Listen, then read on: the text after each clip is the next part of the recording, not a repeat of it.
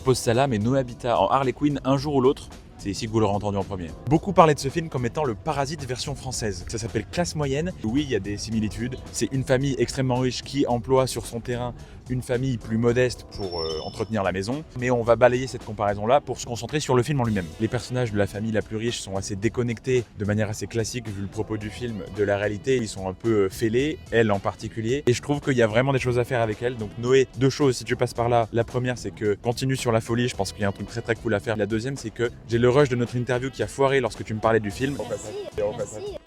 Donc il va falloir qu'on se re-rencontre pour que tu me parles de la suite. Parce que là, factuellement, j'ai pas pu exploiter ça. Au-delà de ça, je trouve que le film fonctionne bien. J'ai passé un très bon moment sur les 3/4 du film. La collégiale avec le duo Laurent Lafitte et Elodie Bouchez, ça marche super bien. Laurent Lafitte qui joue extrêmement bien ses personnages de connards, c'est plus une surprise. Puis il y a la jeunesse avec Noé Habitat et j'ai plus le prénom qui rafraîchit un petit peu tout ça. Le duo Ramzy, Laure Calamy, personnellement j'apprécie beaucoup. L'ensemble fait que ça fonctionne bien. J'ai beaucoup ri, la salle a beaucoup ri également. Il y a tout un délire aussi autour des mots latins qui m'a beaucoup fait rire. Ça se fout de la gueule des Parisiens, des comédiens, comédiennes en devenir, de ce monde en compétition. Bon, après, ça peut être vu comme faussement subversif, ça, chacun l'interprète comme il veut. C'est plus léger qu'un Parasite pour le coup. Simplement, là où je suis un peu plus en réserve, j'ai envie de dire, c'est sur la fin où le climax qui est censé être créé fonctionne pas vraiment. Je trouve que on a voulu rabibocher plusieurs trucs. C'est pas raté, loin de là. Il y a des bribes d'histoire qui sont lancées, qui sont pas vraiment poussées plus que ça. Tout ne s'imbrique pas bien pour former le climax nécessaire. J'ai hésité à aller voir Tron à la base et je suis content d'avoir fait ce choix-là parce que c'est plus original que ce que j'aurais pu découvrir sûrement dans Tron. Je suis un peu en retard moi dans l'histoire, donc dites-moi ce que vous en avez pensé. C'était Quentin de Clap Clap.